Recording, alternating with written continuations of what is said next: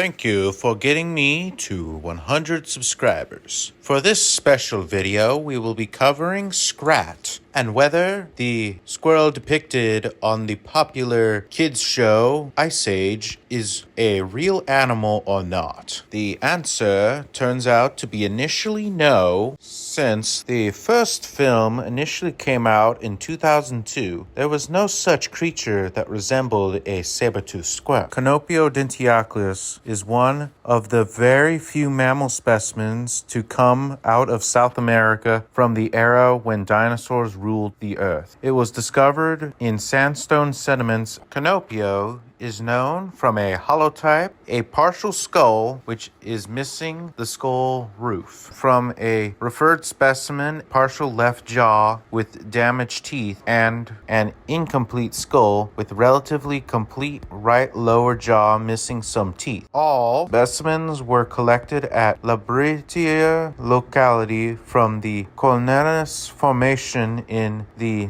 Niqua group, dating to the early Cremonian stage of the late Cretaceous, about 99.6 to 96 million years ago. The Cornopio was first named by paleontologist Guillermo Rouget, PhD, professor of anatomical sciences and neurobiology at the University of Louisville. Sebastian Apecula and Leonardo C. Gattillo when they located the fossil in 2006. Because mammalian skulls were very fragile, small, and rarely found, the skulls were embedded in rock from a remote area of northern Patagonia, about 160 kilometers or 100 miles from the city of Allen in Argentinian province of Rio Negro. Removal of the specimens from the rocks encasing them took several years of patient lab work, which eventually confirmed the skulls were the first of their kind found, and the type species is Cornopio dentialcutus. The is named after a fictional character appearing in the work of Argentinian writer Juno Cortázar. The specific name is derived from Latin meaning sharp teeth. With a thin snout, beady eyes, and long canines, the creature would have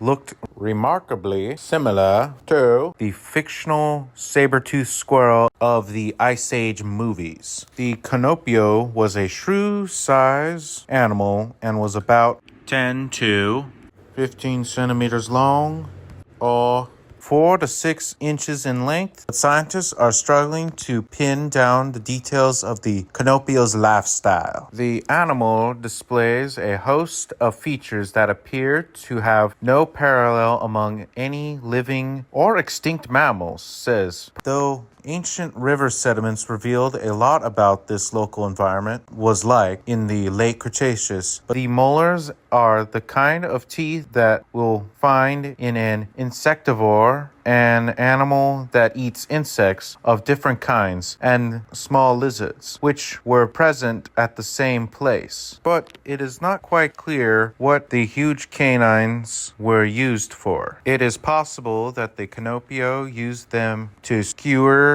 certain insect prey, but it is clear the canines could not have been developed to withstand much force. Despite looking like a squirrel, it was no such creature. Instead, Cornopio was Dyrolistioid. These were groups of primitive extinct mammals belonging to the lineage leading to modern marsupials and placental mammals. They are known mainly from teeth and jaws found in North America and Europe from the Jurassic period, between 145 to 200 million years ago. If you reached to the end, it is naturally that I should address why I chose this creature to be the 100 subscriber celebration. It's because of a day that passed a long time ago in the year 2012 when me and my dad drove to LA to visit Dr. Guillermo Rouget himself in the Audubon Adventure building. I won't go into much detail, but it was a wondrous time I got to see an adult who was as passionate about what I was into as a kid,